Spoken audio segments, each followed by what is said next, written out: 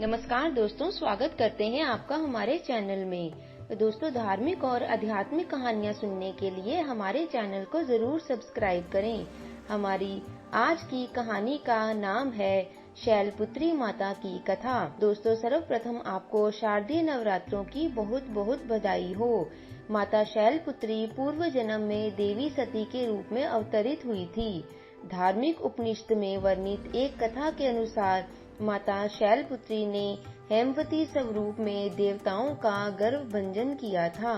देवी शैलपुत्री का जन्म पर्वतराज हिमालय की पुत्री के रूप में हुआ था, इसलिए उन्हें देवी शैलपुत्री के रूप में जाना जाता है। नवरात्रि के प्रथम दिन पर सभी भक्तजन माता शैलपुत्री का पूजन व व्रत करते हैं। माता शैलपुत्री की पूजा करने से व्यक्ति के जीवन में सुख शांति का आगमन होता है। माता शैलपुत्री का जीवन हमें तप की महत्वता के बारे में बताता है। उन्होंने अपने तप के बल पर ही भगवान शिव के साथ विवाह किया था। देवी शैलपुत्री की पूजन में माता शैलपुत्री व्रत कथा का बहुत ही अधिक महत्व है। तो आइए आज हम सुनते हैं शैलपुत्री माता की कथा।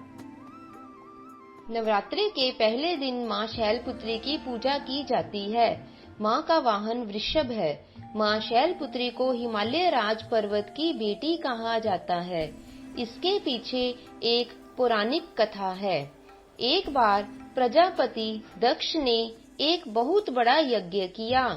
इसमें उन्होंने सारे देवताओं को अपना अपना यज्ञ भाग प्राप्त करने के लिए निमंत्रित किया, लेकिन शंकर जी को उन्होंने इस यज्ञ में निमंत्रण नहीं दिया। सती ने जब सुना कि उनके पिता एक अत्यंत विशाल यज्ञ का अनुष्ठान कर रहे हैं, तब वहां जाने के लिए उनका मन विकल हो उठा।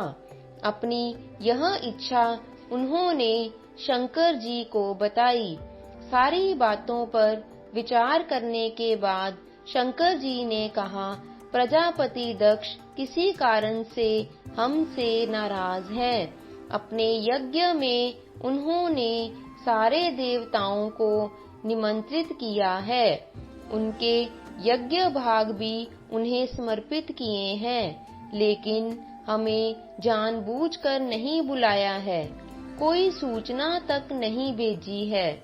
ऐसी स्थिति में तुम्हारा वहां जाना सही नहीं होगा। शंकर जी के कहने से भी सती नहीं मानी।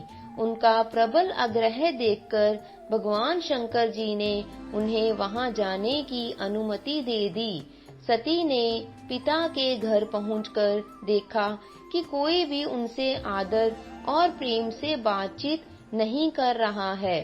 केवल उनकी माता ने स्नेह से उन्हें गले लगाया।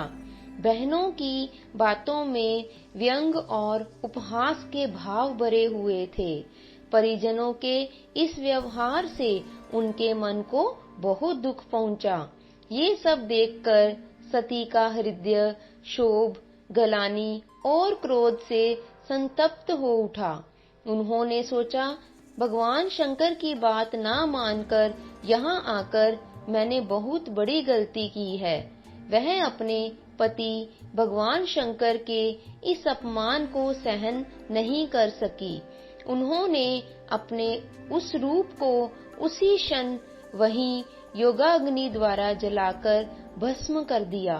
इस दुखद घटना को सुनकर शंकर जी ने क्रोधित होकर अपने गणों को भेजकर दक्ष के उस यज्ञ को पूर्णतः विध्वंस करा दिया। सती ने योगाग्नि द्वारा अपने शरीर को भस्म कर अगले जन्म में शैलराज हिमालय की पुत्री के रूप में जन्म लिया। इस बार वे शैलपुत्री नाम से विख्यात हुई। माँ शैलपुत्री का वास काशी नगरी वाराणसी में भी माना जाता है।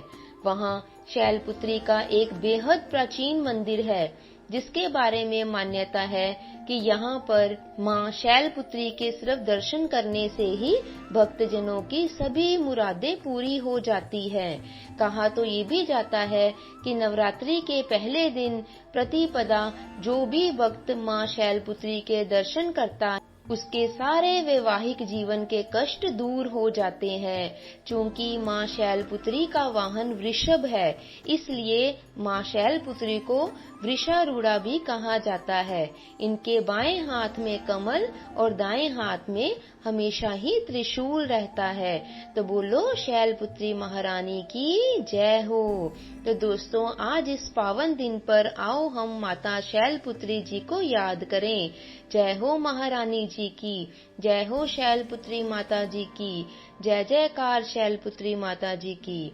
तो दोस्तों, आशा करते हैं आपको यह कथा बहुत ही पावन लगी होगी, और यदि कथा अच्छी लगी है तो इसे लाइक और शेयर जरूर कीजिए, और हमारे चैनल पर यदि आप नए हैं तो इसे सब्सक्राइब भी करते जाएं। अगली बार एक और नई कहानी के साथ आपके समक्ष उपस्थित होंगे।